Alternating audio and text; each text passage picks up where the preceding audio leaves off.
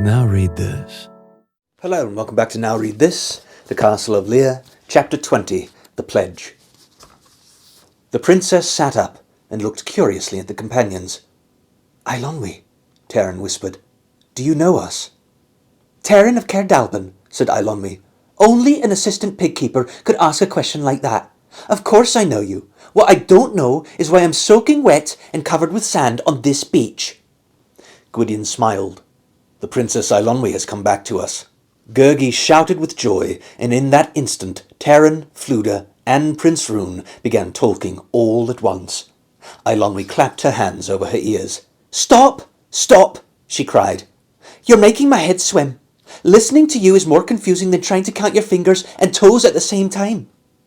The companions forced themselves to be silent, while Gwydion quickly told her all that had happened. When he had finished, Eilonwy shook her head. "I can see you had a much more interesting time than I had," she said, scratching Leanne's chin as the immense cat purred with pleasure. "Especially since I don't recall much of it." "Too bad that Mag escaped," Eilonwy went on. "I wish he were here now. I should have a few things to take up with him. That morning, when I was on my way to breakfast, he came looming out of one of the corridors. He told me something very serious had happened, and I was to come with him immediately." "If only we could have warned you," Taran began. "Warned me?" Eilonwy replied. "Of Mag? I knew straight off, from the very look of him, he was up to something." Taran stared at her. "And yet you went with him?" "Naturally," said Eilonwy. "How else was I going to find out? You were so busy sitting in front of my chamber and threatening to have a guard put round me, I knew there was no use trying to get any sense out of you." "Do not judge him harshly," said Gwydion, smiling. "He thought only to protect you. He was under my orders to do so."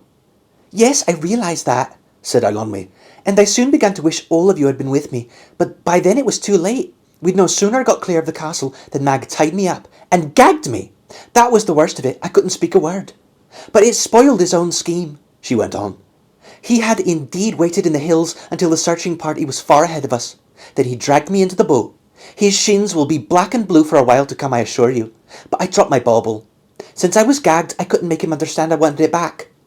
But it served him right. Acren was furious when she saw I didn't have it. She blamed Mag, and I'm surprised she didn't have his head off then and there. To me, she was very sweet and thoughtful, so I knew right away something disagreeable was to come.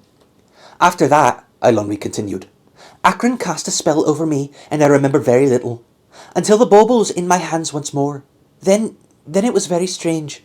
In the light of it, I could see all of you, not with my eyes really, but in my heart. I knew you wanted me to destroy the spells, and I wanted to, as much as you did. Yet it was as though there were two of me. One did, and one didn't want to give up the spells. I knew it was my only chance to become an enchantress, and if I gave up on my powers then, that would be the end of it.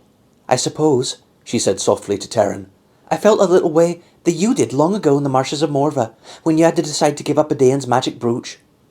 The rest of it wasn't pleasant." Eilonwy's voice faltered. "I'd rather not talk about it." She was silent for a moment. "Now I shall never be an enchantress. There's nothing left for me now except being a girl." "That is more than enough cause for pride," Gwydion said gently. "For all you chose to sacrifice, you have kept Acren from ruling Prydain. We owe more than our lives to you." "I'm glad the Book of Spells burned up," Eilonwy said, "but I'm sorry I lost my bauble. By this time it surely floated far out to sea." She sighed. "There's nothing to be done about that, but I shall miss it." As she spoke, Taran glimpsed a flickering movement against the dark grey sky. He leapt to his feet. It was Cor, swooping landward at top speed. "The last of our strays!" cried Fluda. Leanne's ears pricked up, her long whiskers twitched, but she made no attempt to lunge for the crow. Instead, she rose to her haunches and purred fondly at the sight of her former opponent. His feathers bedraggled, and pointing every which way, Cor fluttered above Eilonwy. Despite his disreputable appearance, he squawked and snapped his beak with enormous self-satisfaction. "Bauble!" Cor croaked. "Bauble!" Cor croaked. "Bauble!" From his claws, the golden peladron dropped into Eilonwy's outstretched hands. Gwydion at first had decided the companions should rest until morning, but Prince Rune was eager to return to Dinas Rhydant. "There's a great deal to be done," he said. "I'm afraid we've let Mag look after things we should have seen to ourselves. There's more to being a prince than I thought. I've learned that from an assistant pig-keeper," he added, clasping Terran's hand, "and from all of you.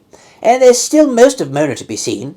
If I'm ever to be king, I'm sure I shouldn't see it all, though I hope in a rather different way. So if you don't mind, I should like to set out now."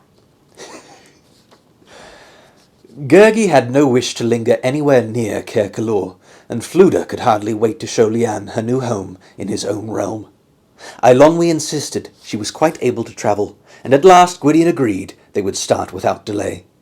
He agreed, too, that they would pass by the cavern to see how Glue fared, for Terran still held to the promise he'd made to help the wretched giant.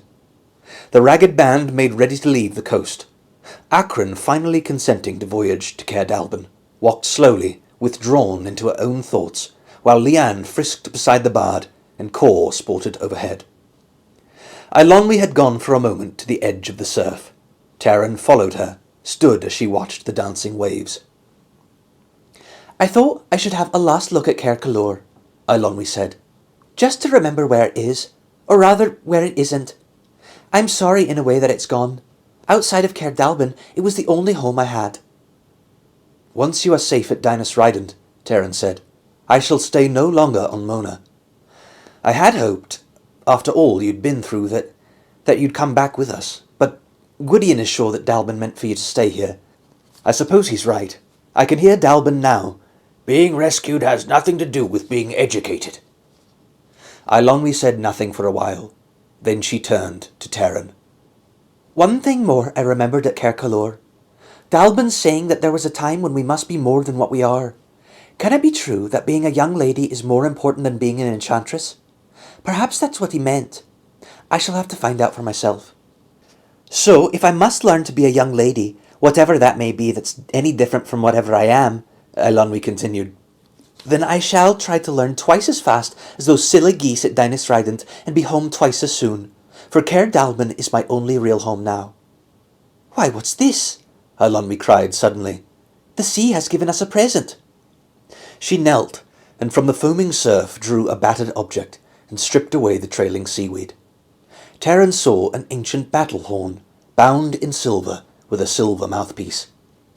Eilonwy turned it over in her hands and looked carefully at it. She smiled sadly.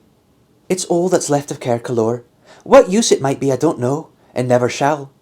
But if you promise not to forget me until we meet again, I promise not to forget you, and this shall be my pledge." "I promise gladly," Terran said. He hesitated. "But what pledge have I to give you? I have none other than my word." "The word of an assistant pig-keeper," said Eilonwy. "That shall do very well indeed. Here, take it. Giving gifts is much nicer than saying farewell."